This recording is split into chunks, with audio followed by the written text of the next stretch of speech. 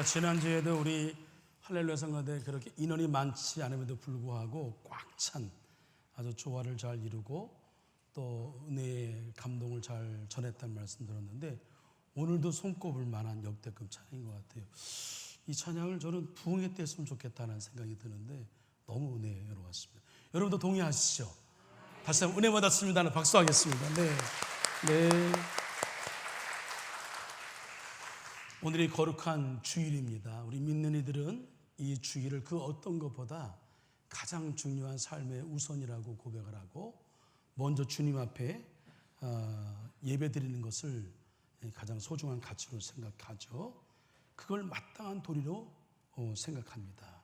그리고 우리 피조물 인간으로서 당연한 본분이라고 생각을 해서 여러분 이 자리, 예배의 자리에 오신 겁니다. 여러분 너무나 잘 오셨고요. 오신 여러분 모두 위에 하나님이 오늘도 예비하신 하늘의 평강과 은혜가 여러분 가운데에 또 한 주간 살아가는 여러분의 삶의 현장 속에 함께 하시기를 주님의 이름으로 간절히 축원을 드립니다. 저희는 지금 철로역정에 관한 말씀을 계속 시리즈로 공부하고 있는데, 이 철로역정을 공부하는 이유가 있습니다. 철로역정은 우리 신앙의 여정과 매우 닮아 있다. 그래서 우리 신앙의 여정 속에 우리가 경험하는 일들을 이미 경험한 존 버년이라는 그분을 통해서 우리가 만나게 되고 만난 이 신앙의 여정에 많은 그런 과정 속에 겪게 되는 일들을 어떻게 성경적인 답, 신앙적인 답을 찾아서 이 순례의 길을 우리가 완주할 수 있는가라고 하는 그런 답을 찾기 위해서 우리 지금 철로역정 시리즈 공부를 하고 있는데, 오늘 우리가 함께 공부할 것은 허영의 시장이라고 하는 제목입니다. 역시 이 역시도 우리의 신앙의 여정 속에 우리가 반드시 통과해야 될 골짜기도 통과하고 사망의 음침한 골짜기도 통과하는 것처럼 이 허영의 시장도 반드시 통과할 수밖에 없다. 왜냐하면 우리의 가치는 세상의 가치와 부딪힐 수밖에 없어요. 그게 다르기 때문에 예수님이 우리에게 요구하시는 삶의 가치는 반드시 세상과는 달라요. 부딪힙니다. 근데 세상의 가치가 자꾸만 요구하는 것, 또 우리의 어떤 삶의 여정 속에서 우리가 다른 사람보다 좀 낫고 다른 사람보다 더 나은 어떤 지위를 얻고 더 나은 행복한 삶을 살기 위해서 우리를 끊임없이 유혹하는 게 허영이다라고 하는 겁니다. 그래서 허영의 시장을 반드시 만나게 돼요.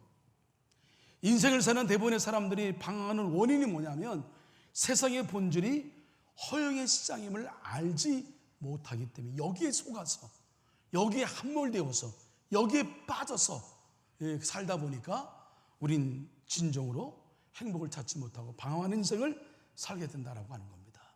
그래서 철로역정의 저자 존 버년은 순례자 크리스천이 반드시 거쳐가야 할 곳에 허영의 시장을 배치해 놓았습니다. 순례자들은 광야 끝자락에 1년 내내 시끌벅적하게 장이 열리는 이 마을을 피해갈 수가 없었어요. 여기서 허영의 시장에 보여주는 세 가지의 교훈에 대해서 생각해보고, 중요한 건 나는 지금 허영의 시장 속에 그 무엇을 붙들고 세상의 가치 속에 살아가고 있는가, 아니면 이 허영의 시장 속에 우리의 마음을 뺏기지 아니하고 우리는 신앙적인 가치, 우리는 영적 가치를 두고 살아가는 존재인가, 이것을 한번 우리가 진단해보고 우리 또 진단에 따른 처방을 받게 되는 겁니다. 첫 번째로 세상의 추구는 다 헛될 뿐이다. 어쩌면 여러분들이 지금 안고 있는 세상의 성공이라고 하는 것, 우리 자녀들이 이렇게 자랐으면 좋겠다고 바라는 세상의 모든 것들이 이게 헛된 것이다. 동의하지 않을 겁니다. 왜? 우리는 자본주의 시대에 살고 있기 때문에, 성공주의 시대에 살고 있기 때문에 이것이 우리는 성공이라고 믿었고, 어쩌면 이것이 신앙적으로 축복을 받는 길이고 예수님 잘 믿는 결과라고 생각하기 때문에 우리는 제가 말씀드려도 동의하지 않을 거예요. 잘 주목해 보시기 바랍니다.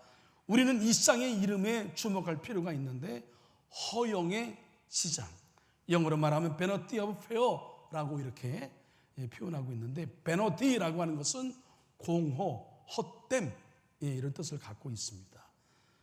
이 단어가 나오는 성경에서 가장 유명한 대목이 바로 전도서 우리가 읽은 1장 2절의 말씀이에요. KJV 성경은 Vanity of vanities, Vanity of vanities, all is my vanity라고 그렇게 기록하고 있는데, 또 다른 영어 성경 NIV에서는 이 vanity 대신에 meaningless, 무의미하다, 무의미한 것을 우리 인생을 맡기며 살아가고 있다 번역합니다. 그리고 우리가 보는 개역개정 성경에는 전도자가 이르되 헛되고 헛되며 헛되고 헛되니 모든 것이 헛되도다. 한 절 말씀에 헛되다는 말씀이 5번이 나오게 됩니다.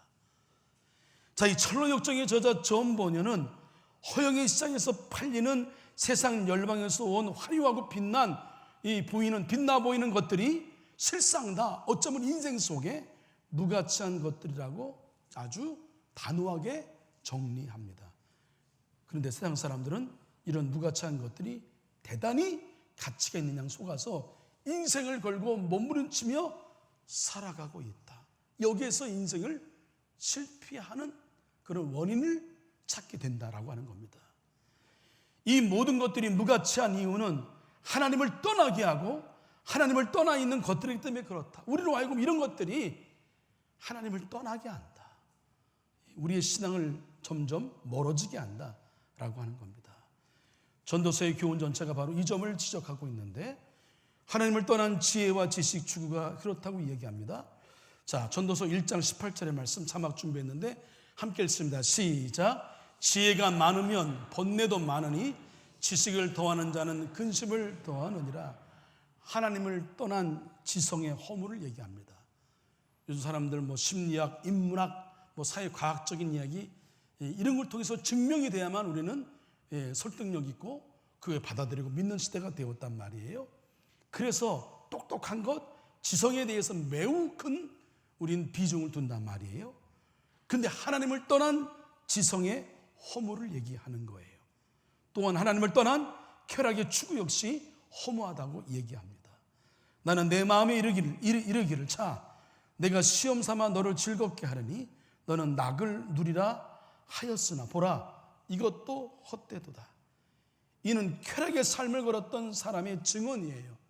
우리가 추구하는 쾌락의 삶도 결국 남는 것은 허무다, 헛된 것이다. 더 나아가 하나님을 떠난 물질의 추구 역시 헛되다고 증언을 합니다. 자, 전도서 2장 23절 말씀 우리 함께 읽습니다. 시작. 일평생에 근심하며 수고하는 것이 슬픔뿐이라 그의 마음이 밤에 쉬지 못하나니 이것도 헛되도다. 쌓아둔 물질이 많을수록 관리하는 고통이 많고 마음의 평화를 잃을 것이다. 이렇게 증언하고 있는 거죠. 얼마나 여러분 우리의 그 삶의 실존을 너무나 잘 아는 이야기예요. 얼마나 진실한 말입니까? 이를 증언한 전도서의 기자 솔로몬과 누가 얘기했느냐 중요합니다. 이 얘기를 누가 했느냐가 중요해요. 어떤 사람이 어떤 경험을 바탕으로 얘기했는가가 중요합니다. 여러분 잘 아시는 이 솔로몬 왕은 실제로 지식, 쾌락, 물질을 쌓아두고 누렸던 왕이에요. 누려보는 왕이에요. 놀아보는 왕이에요. 다 가져보는 왕이에요. 그는 지금으로 말하면 차죠. 개인적인 병거가 몇 대냐면 1400대예요. 호위병사가 무려 1만 2천 명이고, 그리고 후비가 700명이고 엑스트라 그의 부인이 300명, 도합 1,000명의 여인을 거느리고 살았습니다. 또한 애굽에서 수입한 은을 마치 벽돌처럼 궁궐의 재료로 사용했고요. 백향목은 뽕나무처럼 아주 은한 것으로 사용했다. 그런데 최고의 지식, 최고의 부, 최고의 쾌락을 누린 사람의 마지막 인생의 고백, 이건 우리는 여러분 귀 기울여야만 되고 들어야만 됩니다. 그의 고백이 뭐예요? 헛되답니다. 헛되고 헛되며 헛되고 헛되니 모든 것이 헛되도다. 헛되다의 히브리어는 헤벨이라고 하는데, 여러분 추운 겨울에 후 하고 입김을 불면 잠시 이렇게 큰 포물선을 그리다가 사라지는 것 같은 것을 얘기합니다. 해별이 그런 단어의 뜻이래요.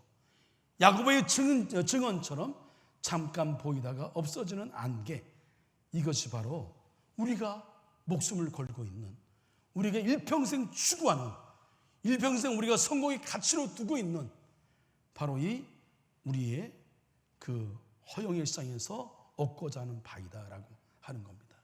둘째로 세상에서 추구할 참된 가치는 바로 진리예요. 참된 가치란 근극적으로 무엇을 말하는 것일까요? 존 보녀는 참된 가치는 바로 진리다 이렇게 얘기합니다. 허영의 시장에서 놓은 화려한 물건들을 거들떠 보지도 않고 통과하는 순례자들에게 한 상인이 묻죠. 당신은 도대체 무엇을 사려고 하는가? 이때 그렇지 않은 신실과 함께 단호하게 대답을 합니다. 전 진리를 사고 싶어요 얘기합니다. 관심이 다른 거죠. 이는 본래 잠언 23장 23절에서 인용한 거죠. 진리를 사되 팔진을 말며 지혜와 명철도 그리할지니라. 신약 성경에는 예수님은 내가 곧 진리요 생명이라고 말씀하시므로 당신 자신이 진리라고 가르쳐주고 있죠. 진리를 알게 되면 진리가 너희를 자유롭게 하리라 말씀을 권합니다. 진리는 그래서 수상적이고 형이상학적인 원리가 아니죠. 요한복음 8장 36절에서 예수님은 아들이 너희를 자유롭게 하면 너희가 참으로 자유하리라. 그리고 이 모든 말씀에 선행하여 요한복음 8장 31절 말씀에 너희가 내 말에 거하면 참으로 내 제자가 되리라 말씀하시죠. 우리가 예수 그리스도를 주인으로 삼고 그분의 말씀에 거할 때에 우리는 진정한 자유인 모든 허영에서 자유로운 인생을 살게 된다. 성서의 증언입니다. 그러나 상대적으로 보이는 것이 우리를 미혹하게 하는 허영의 시장을 통과하는 동안 우리에게는 이 순례자들이 반복할 기도가 필요해요. 자꾸 이런 것들이 우리를 유혹한단 말이에요. 세상의 기조는 이게 아니라고 봐요. 우리가 추구하는 진리, 이것이 우리가 세상에 성공했다 이렇게 보지 않는단 말이에요. 허영의 시장에서 얻을 것들, 그것이 성공의 기준으로 본단 말이에요. 그래서 자꾸 우리의 가치를 여러분 환기할 필요가 있어요. 그래서 순례자들은 반복해서 기도를 들었어요. 어떤 기도를 들어요? 보는 게 중요합니다. 내 눈이 헛된 것을 보지 않게 하소서. 저희도 기도할까요? 시작. 내 눈이 헛된 것을 보지 않게 하소서. 내 눈이 헛된 것을 바르게 보게 하소서. 진리를 보게 하소서. 그리고 이 모든 유혹을 극복하기 위해서는 유혹 이상으로 우리를 붙잡는 보다 강력한 영적 갈망이 필요하다. 이 갈망은 바로 궁극적 진리의 갈망이어야 하는데 이것은 세상에서 사라질 어떤 것이 아니라 사라질 수 없는 영원한 것에 대한 갈망이다. 이 세상도 그 종력도 지나가되 오직 하나님의 뜻을 행하는 자는 영원히 거하느니라. 우리가 붙들어야 될 영원히 남는 것, 하나님의 뜻, 이것을 강조하고 있는 거죠. 자, 그래서 전도서 기자는 인생의 근거적 가치를 한마디로 정의했어요. 그게 뭐냐? 하나님을 경외하라고 선언합니다. 여러분 저를 따라 하실까요? 하나님 경외. 하나님 경외하면 여러분 사람도 존중하게 되어 있어요. 하나님 잘 믿으면 여러분 세상 사람 인간관계도 잘 여러분 조성이 돼야 마땅한 일이에요. 하나님 사랑하면 이웃도 사랑해야 되는 거예요. 하나님 소중히 여기는 생명, 우리는 그 생명을 존중히 여겨야 되는 거예요. 예, 하나님의 경외가 하나님을 경외함이 출발입니다. 하나님을 경외하게 되면 생명이 얼마나 소중한지를 알아서 무차별로 사람들을 폭행하고 사람들을 죽이고 생명을 가벼이 여기는 일은 없어요. 근데 이런 가치가 없으니까 자기 기분에 따라 감정에 따라 감정풀이 하려고 사람의 목숨을 그냥 파리 목숨처럼 생각한단 말이에요. 하나님을 경외함이 기본이다. 이게 중요하다. 사실 전도서는 끝까지 읽지 않으면 허무주의에 빠질 만한 내용으로 가득하지요. 책을 잘 읽으려면 결론에 도달할 때까지 여러분 처음부터 끝까지 읽는 인내가 필요합니다. 특히 전도서는 그렇죠. 종종 과거의 전도서를 읽다가 그냥 거기에 완전히 읽지 않고 중간에 내용만 발췌해서 허무주의에 빠져서 생을 등진 사람이 있다는 말을 듣기도 합니다. 이 전도서의 핵심은 뭐예요? 지식도 물질도 쾌락도 명성도 다 헛된 거다. 그러니까 우리가 추구하는 이 세속주의의 추구의 삶, 자본주의에 쩔어서 사는 우리의 모든 것들이 여러분 죄송하지만 그건 헛된 거다. 영원히 남지 않는 거다. 그러면 살아서 무엇을 해야 한단 말입니까? 여기에 결론이 있어요. 전도서 12장 13절. 이게 전도서의 결론이에요. 솔로몬이 살아온 인생의 결론입니다. 함께 읽습니다. 시작. 일의 결국을 다 들었으니 하나님을 경외하고 그의 명령들을 지킬지어다. 이것이 모든 사람의 본분이라. 할렐루야. 사람의 본분. 사람으로서 갖춰야 될 가장 기본적인 생각, 가치. 이게 뭐냐? 하나님을 경외하고 하나님 말씀, 명령 따라 살려고 애쓰는 거. 하나님을 경외하고 그분의 아들 예수 그리스도를 삶의 주인으로 삼고 그분의 말씀을 붙들고 사는 것, 이것만이 우리에게 후회 없고 가치 있는 인생을 담보한다. 이게 성경이 가르치는 여러분 메시지이며, 그 진리를 붙잡는 자의 모습이어야 하고 진정한 순례자가, 성도가 추구해야 될 삶의 가치인 것을 말씀하고 있어요. 셋째로 참된 가치는 언제나 계승됩니다. 철로 역정에서 허영의 시장을 통과하던 순례자들은 그들의 모습이 시장판의 사람들과 너무 다르다는 사실 때문에 핍박과 조롱의 대상이 되기도 합니다. 그들과 달라. 아유, 저 잘난 체하고, 아유, 저 그냥 지들만 고상한 줄 알아? 그런 마음을 갖는단 말이에요. 첫 번째로 옷 차림새가 달라요. 생활 이 습관, 생활 스타일이, 라이프 스타일이 달라요. 그러니까 뭔가 달라. 다른데 기분이 나빠. 둘째로 말투가 달라요. 여러분, 내가 어떤 말을 쓰느냐 중요합니다. 언어는 존재의 지배예요.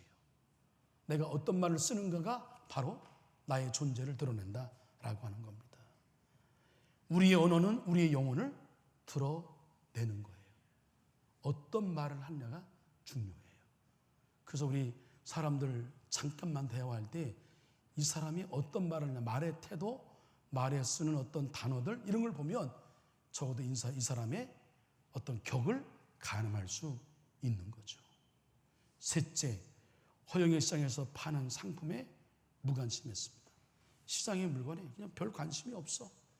사람들은 막 높이 올라가고, 사람들은 존중받고, 막 인기를 얻고, 막 꾸미고, 막 이런 겉에 거창하고 이런 것에 관심이 있는데, 형인 순례자들은 그런 데 관심이 없어. 정확히도 말하면 진리에 대한 관심이 상대적으로 세상 것들에 대한 무관심을 초래하는 거예요. 어떻게 하든 내가 말씀대로 살고, 어떻게 하든 말씀을 전하며 살고자 원하는 사람들은 겉에 드러나는 것에 대해서 그렇게 관심하지 않는단 말이에요. 오히려 그럴 여유가 있으면 그거 갖고 하나 더 선교하는 일에, 하나 더 누구를 돕는 일에, 하나 더 내게 중요하게 여기는 가치를 실현하는 일에 우리가 그것에 관심을 두는 일이지, 이 허영에 들떠 있는 것에 관심을 갖지 않는단 말이죠. 그러니까 사람들이 별로 안 좋아요. 아유, 잘났다고 얘기를 해요. 이런 이유들로 순례자들은 체포되어서 재판을 받고 사형 언도를 받았습니다. 죽기까지 했다는 거예요. 의를 위한 핍박이었습니다. 먼저 신실히 끌려나가 채찍질을 당해요. 칼로 찔림을 받고 불구덩이에 던져져 죽습니다. 한 줌의 죄가 되고 말아요. 도대체 그들이 무슨 죄를 지었다고 이런 고통을 당해야 하는가? 이것이 인생이다. 이것이 여러분 믿는 이가 감당해야 될 어쩌면 고난의 길이고 십자가의 길이다. 예수님 믿으면 만사형통이에요. 만사형통의 의미가 어떤 건지 모르겠지만 승승장구하고 돈 잘 벌고 그다음에 취업도 잘하고 모든 게 집도 잘 사고, 성경이 말하는 만사형통 그게 아닙니다. 잘못된 우리 축복에 대한 개념인 거죠. 오히려 여러분 예수님 믿으면 우리는 더 불편합니다. 때로는 고통을 받습니다. 때로는 우리는 복음 전하는 것 때문에 사도 바울처럼 애매한 얘기를 들어야 하고 옥살이도 해야 합니다. 때때로 교회 공동체를 세워가기 위해서 우리는 다른 사람 앞에 엉뚱한 얘기를 듣기도 해야 하고 고난을 받는 거예요. 불편한 겁니다. 그럴 수밖에 없는 게 세상 사람들이 추구하는 세상의 가치와 예수님이 우리에게 가르쳐준 이 예수님의 그 순례자의 삶의 가치하고는 반드시 부딪힐 수밖에 없어요. 오른밤 치거든 뭐라고요? 왼밤 되어야 되고, 겉옷을 달라거든 뭐예요? 속옷 줘야 되고, 오리를 가자 하면 어떻게 해요? 심리를 가져야 하고, 손해보래요. 그리고 때때로 예수님처럼 우리 십자가 져야 한대요. 사도 바울은 날마다 죽는데요. 근데 우리는 날마다 살아. 우리는 날마다 이기려고 하고. 오늘도 여러분, 제가 강단에서 하는 일에 대해서 여러분 생각이 없어 하겠어요? 다 생각이 있는 거죠. 그러면 일단 우리는 순종하는 게 원칙이에요. 예? 여러분 생각해 보세요. 여러분 이 무지개 요즘에 달고 다니면 큰일 난대. 여러분 무지개가 동성애의 상징인데 언제부터 동성애의 상징이에요? 무지개는요 하나님과 우리 언약 백성의 상징이에요. 거기에 엄청난 신앙적인 의미가 담겨 있고 거기에는 엄청난 의미가 담겨 있는데 왜 그걸 동성애에 뺏겨요? 그래서 우리 무지개 안 써요? 안 되는 거예요. 초대교회는 기도의 방법이 다양했어요. 예? 때때로는 우리가 손을 두고 기도하기도 하고 때때로는 두 손을 모아 기도하기도 하고 했단 말이에요. 그래서 우리가 매번 그렇게 하자는 게 아니잖아요.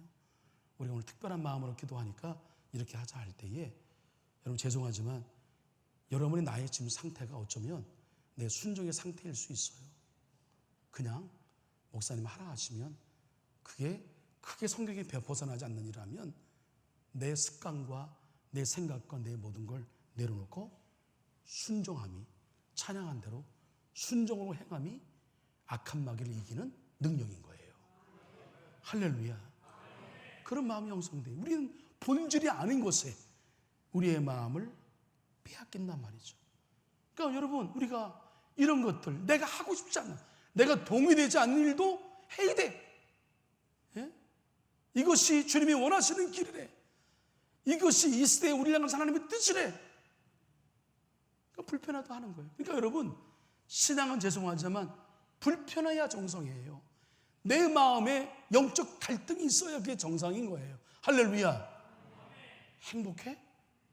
여러분 그 행복이라는 기준이 어떨지 모르겠지만 아무 일 없는 게 행복함이 아니에요. 의미 있고 가치 있는 일에 내 삶을 드릴 때에 지금도 자신의 지위와 자신의 편안한 삶, 자신의 명예, 충분히 편하게 살 모든 것들을 내려놓고 저 미전도 종족을 위하여 저 오지의 복음을 전하기 위해서 의사의 신분도 내려놓고 교수의 신분도 내려놓고 회사 경영하는 경영의 신분도 내려놓고 낮은 자리에 그 모든 것 불편함을 감수하며 섬기는 사람들의 이야기가 있단 말이에요. 여러분 그 사람들을 볼 때 그 사람들이 불행해 보입니까? 얼마나 행복해 보이는지. 그게 진짜 행복인 거예요. 의미 있고 가치 있는 일에 내 삶을 드리는 자의 삶이 행복한 거다. 그래서 많은 사람들이 이것 때문에 고통을 당해하고 죽었어. 이것이 어쩌면 우리 믿는 이들의 신앙적인 숙명의 길이고 운명이다 이렇게 얘기할 수 있어요. 그러나 여기서 끝나버린다면 과연 하나님의 공의는 어디 있는 거예요? 우리가 믿는 믿음의 이 여러분 그 의미가 뭐예요? 그건 아무것도 아니에요. 여러분 기억하시기 바랍니다. 하나님은 우리를 한없이 사랑하시는 분이기도 하지만 하나님은 때때로 이 삶을 심판하시고 이 세상을 심판하시고 우리의 삶을 계산하시는 공의와 정의의 하나님이신 것을 여러분 믿으시길 바랍니다. 거룩한 두려움이 있어야 되는 거예요. 하나님을 향한. 마냥 좋으신 분이 아니란 말이에요. 우리 입장에서 우리가 잘 되기 위해서 때때로 하나님은 매를 드시고 채찍을 드시기도 한단 말이에요. 공의의 하나님, 이렇게 핍박을 받아 죽임을 당하면서도 신앙을 부인하지 않는 신선한 모습을 보고 감동을 받은 사람이 있었어요. 그는 칼보다 강한 진리의 실존을 신실의 마지막 모습에서 봤죠. 그가 누군지 아세요? 소망이라는 사람이에요. 허프풀, 소망. 또다시 주의 보호하심으로 살아남아 시장의 감옥을 벗어난 순례자 크리스천은 이 소망과 동행을 다시 시작을 하죠. 신실이 소망을 남겨준 거예요. 진리는 죽지 않습니다. 진리는 또 다른 진리를 낳고 제자는 제자를 낳고 의인은 의인을 일으키고 가치는 가치를 만들어내고, 여러분, 어둠은 빛을 절대 이길 수가 없어요. 악은 절대로 선을 이길 수가 없어요. 왜 그런지 아세요? 하나님은 선하시고 하나님은 살아 계시기 때문에 반드시 선이 이깁니다. 할렐루야. 예?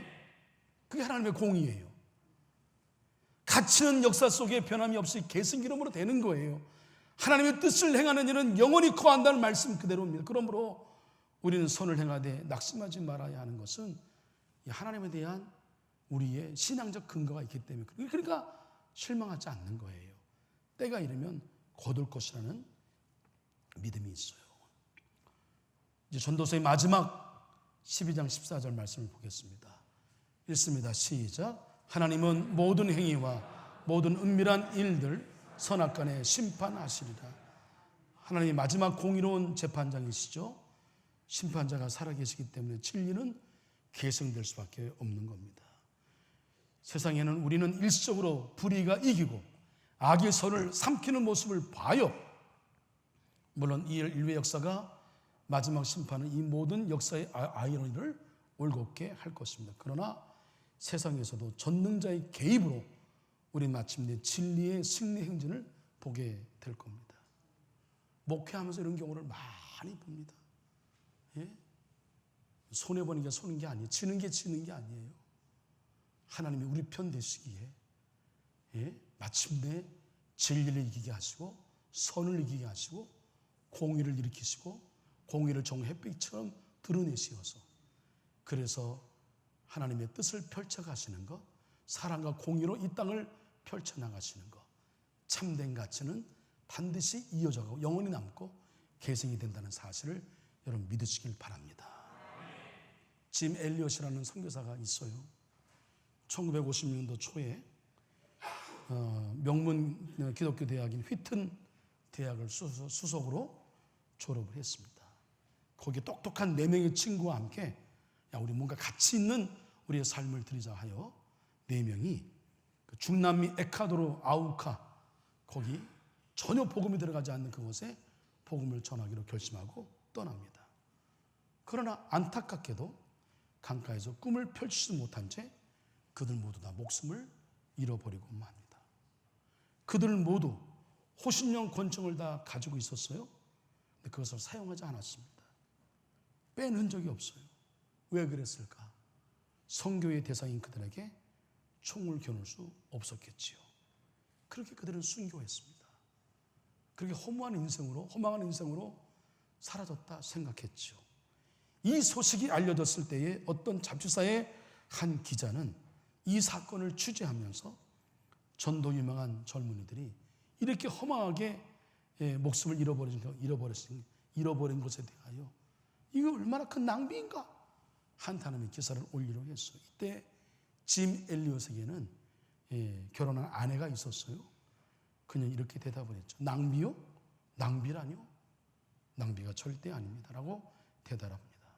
그러면서 남편 짐 엘리엇이 대학생 시절 썼던 일기의 한 대목을 공개했습니다. 어떤 가치로 사느냐, 이게 중요해요. 그것에 이런 기도문이 적혀 있습니다. 여러분 자막을 잘 보시기 바랍니다. 주님, 높은 자리에 오름으로 성공하는 사람이 아니라 저의 삶이 하나님의 가치를 드러내는 인생이 되게 하소서. 젊었을 때 적은 글이에요. 얼마나 멋져요. 주님, 높은 자리에 오름으로 성공하는 사람이 아니라 저의 삶이 하나님의 가치를 드러내는 인생이 되게 하소서. 그리고 이어 유명한 그의 고백에 나오죠. 결국 놓치지 말아야 할 것을 위해 결국 붙들 수 없는 것을 버리는 자는 결코 어리석은 사람이 아니다. 아무리 세상의 가치로 소중한 것이라 하더라도 내가 이것은 놓칠 수 없는 소중한 가치야 라고 한다면 세상에서 아주 소중한 그 무엇이라 할지라도 그것을 포기하고 버리는 것은 결코 바보가 아니다. 그럴 듯 아니겠어요? 그런데 이것이 짐 엘리엇 이야기의 끝이 아닙니다. 그의 아내가 남편을 죽인 마을로 들어가죠. 결심하고. 그의 부인 엘리자베스 엘리엇을 본 인디언들은 자기를 어떻게 또 해야 할 줄 알았는데 오히려 그녀를 향해 활짝 문을 열어주어요. 거기에 풍습이 있었어요. 여자는 해치지 않는다. 그것 때문에 마을로 들어갔죠. 그녀로 인하여 마을이 복음화되었습니다. 복음이 들어가는 것은 변화가 되게 되어 있어요. 세상의 역사가 그러하듯이 지도가 극명하게 우리에게 세계 지도가 알려주는 것처럼 진리가 마침내 승리하게 되었죠. 복음이 전해지는 곳마다 가치와 삶의 변화가 일어난 것처럼 여기도 예외는 아니었어요. 짐 엘리엇과 그의 친구들의 죽음은 결코 낭비도 헛된 것이 아니었다. 결국 그들의 죽음은 복음의 씨가 되었고 선교의 마중물이 되었다. 그 엘리자베스 엘리엇이 그런 얘기 하지 않았겠어요? 아주 오래전에 여기 강가에 도착했을 때에 당신이 죽였던 4명의 사람 중에 한 사람이 내 남편이요. 그들이 무엇 때문에 여기 왔는지, 그 뒤를 이어서 그 부인이 여기 무엇 때문에 왔는지 그들은 들었겠지요. 이런 참된 가치는 반드시 살아계신 하나님의 주권적인 역사와 섭리로 어떤 방법으로든 여러분 계승된다는 사실을 믿으시길 바랍니다. 말씀 정리할게요. 자, 사랑하는 한서의 성도 여러분, 이제 이거 중요합니다. 지금까지 안 들어도 지금까지 몇 분 주무신 거 제가 봤는데 여러분 이제 잠 깨고 잘 들으세요. 우리는 존 버년의 철로 역정을 통해서 순례의 여정 중에 만나게 되는 신앙적 과제에 대해 지금 생각해 보고 있는 거예요. 여러분이 어쩌면 만났었고 지금 만나고 있는 것일 수도 있어요. 그리고 크리스천은 그 크리스천의 모습을 보면서 그가 찾는 성경적인 답을 우리는 찾아가고 있는 거죠. 우린 순례길에서 허영이라는 유혹을 만나게 됩니다. 사람들은 다 자기가 가지고 있는 것보다, 자기가 누리고 있는 것보다 더 많은 걸 가지고 있다고 좀 더 알리고 싶은 욕심이 저도 있고 여러분도 있을 거예요. 사람들이 부러워할 만한 세속적인 것들을 더 풀리고 때로는 부풀리고 살아가고 있어요. 어쩌면 그것을 말씀드린 대로 하나님의 축복으로 착각해요. 그것이 신앙적인 성공이라고 내가 잘 먹고 있다고 착각하고 있단 말이에요. 아니에요. 그 사람들은 출신도 속이고 배경도 속이고 학력도 부풀리고 재력도 부풀리고 없는 스펙도 가짜로 만들어 냅니다. 말만 하면 뻥이에요. 말만 하면 거짓말이야. 허영의 시장에서 허영에 빠진 거예요. 그러나 성경은 분명히 말씀하십니다. 그 최고의 지식, 최고의 부, 최고의 쾌락, 최고의 명예, 이거 다 헛된 거다. 이 허영의 시장에서 유혹을 이겨낸 자가 진정한 크리스천인데 우리가 진정으로 자랑할 것은 여러분 아멘할 준비하시는데 진리이신 예수님이시고 그분의 말씀이고 그분의 삶을 우리의 신앙의 삶의 가치로 여기고 신앙도 가치로 여기고 사는 것, 그것이 무엇일까요? 일의 결국을 다 들었다. 내가 모든 것을 누려보고 배워보고 살아보니 인생에 있어서 정말 중요한 것은 하나님을 진정으로 경외하고 그분이 주신 말씀을 살아내고 우리에게 생명을 주신 진리 그 자체이신 예수 그리스도를 내 삶의 주인으로 모시고 그분이 사신 것처럼 살라는 것. 이것만이 후회 없고 가치 있는 인생을 담보한다는 것을 저는 우리 한서의 성도님들 가슴에 새겨서 제가 이렇게 믿음으로 살다 보니 하나님 뜻대로 살다 보니까 망했어요. 저는 이게 진짜 축복이라고 생각합니다. 제가 세상과 타협하지 아니하고 주님 말씀대로 손해보았더니 제가 이런 꼴이 되었어요. 저는 이게 오히려 자랑거리라고 생각해요. 뭐 했더니 돈을 벌었어요. 뭐 했더니 뭘 샀어요. 여러분 제발 이 세상적인 그런 가치에 여러분의 영혼을 빼앗기지 말고 진정한 소중한 가치, 주님이 알려진 가치, 허영시장에서 여러분 살 것들 벗어버리고 주님이 우리에게 가르쳐진 진정한 가치로 살아서 그런 가치로 살아가는 자에게 주어지는 여러분 뿌듯한 보람을 아시나요? 그때 느끼는 진정한 행복을 아시나요? 그때 느끼는 여러분 거룩한 희열을 아시나요? 그걸 좀 아셔야 됩니다. 내 거 다 퍼주었는데도, 내가 손해보았는데도, 별의별 욕을 먹었는데도 그냥 기뻐. 주님이 기뻐하실 것, 나로 인하여 하나님의 뜻이 이루어질 것 생각하니까 더없이 기쁜 거야. 이런 진정한 여러분 신앙인으로서의 순례자에서 고백이 저와 여러분의 고백이 되기를 주님의 이름을 간절히 축원합니다. 허영의 유혹을 이기며 살게 하여 주시옵소서. 하나님을 경외하고 예수님을 삶의 주인으로 모시고 삶으로 보여주신 말씀을 붙들고 살게 하여 주시옵소서. 진리이신 예수님의 이름으로 기도합니다. 아멘.